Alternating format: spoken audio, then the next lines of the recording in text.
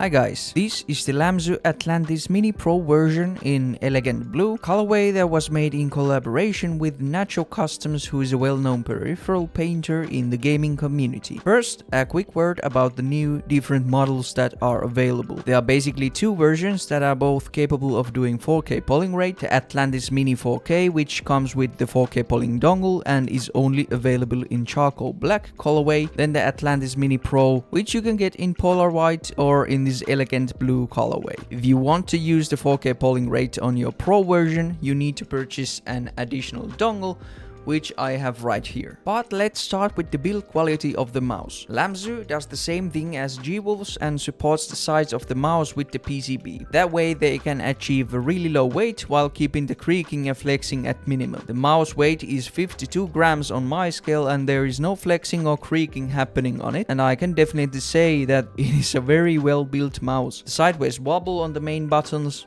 is minimal. There is no grinding when bottoming out the buttons. One thing to note is that the scroll wheel is not exactly centered on my unit, but it doesn't hit anything or affect the use in any way, so it is just a cosmetic issue. The coating on the elegant blue version is actually very nice. It offered a better grip during the sweatiest days of summer than the Vaxis coating, for example, and installing grip tape to this mouse hasn't even crossed my mind. It is a chalky feeling matte finish and it also looks stunning. There are some minor inconsistencies on it if you look very closely, like on the left side of the main button you can see some white color there, and also below the USB port cavity, but in honesty these are really small problems that doesn't really bother me. The pre-installed skates on this mouse are actually very good. They are properly fast and have really rounded edges on them. You also get a bunch of extra skates in the package if you happen to prefer a bit more surface space or like to use some dot skates. Speaking of the package, you also get a nice pouch for your mouse and some grip tape if needed. For the main buttons, the mouse is using the transparent blue shell pink dots from Huano, which feel very snappy. The amount of pre and post travel is also quite minimal, but the amount of pre-travel varies with where you press your buttons. I click mine right next to the scroll wheel and they feel very snappy, but if you click from the front, the pre-travel is a tiny bit more. But all in all, these are very nicely tuned clicks in my opinion, and they are very light to press and are also quite spammable. The scroll wheel is using the TTC Silver encoder, which offers great balance of tactility and smoothness, and the side buttons feel great also. They are quite spammable and light to press. The backside button is, for my test, is a tiny bit too big, so I accidentally can hit it while using this mouse, but the problem is kinda minor and depends on your grip style.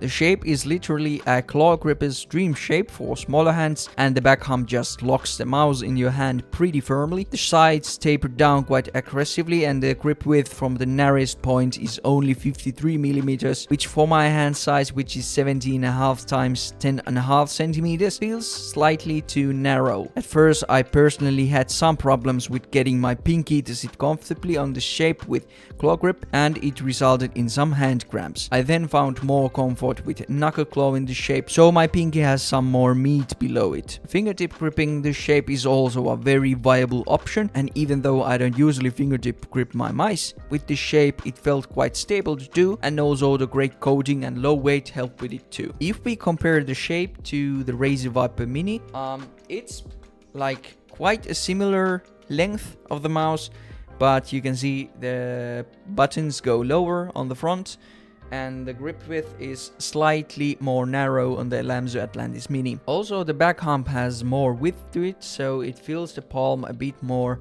than the Viper Mini. Then let's talk about wireless performance. Lamzu recently made a firmware update to all the 4K polling models of the Atlantis and mainly addressed the click latency issues, which I can't sadly test, but I can test the motion delay with Mouse Tester, and looking at those results, nothing has actually changed in that aspect. The motion delay in 4K polling mode is still around minus 0.3 milliseconds from the control unit, which is on the same level as on the VGA and Dragonfly F1 Pro Max, and that is to be expected. Both are using the Comp X firmware, even though they are both having the Nordic MCU, so that is why that motion delay is what it is. Motion sync doesn't seem to affect the motion delay results, so that is good. At 2K polling rate, the motion delay is right around the same as my control unit, and at 1K polling I could measure around 0.5 milliseconds more than my control unit. The polling instability issues reported by House Gaming seem to be still present on 1K polling rate, and the graphs at 2K polling seem to have some instability issues still as well. At 4K polling, these issues seem to go away and the polling rate seems to be fairly stable. In conclusion, the mouse performs great for its price at 4K polling, but some stability issues are still present on other polling rates. You probably can't feel this at games, however, and I can perform great with this mouse in Apex Legends, and I personally have not had any stuttering issues even with the AMD CPU that I use. The motion delay is not as low as on Razer's or G-Wolf's implementations of 4K, but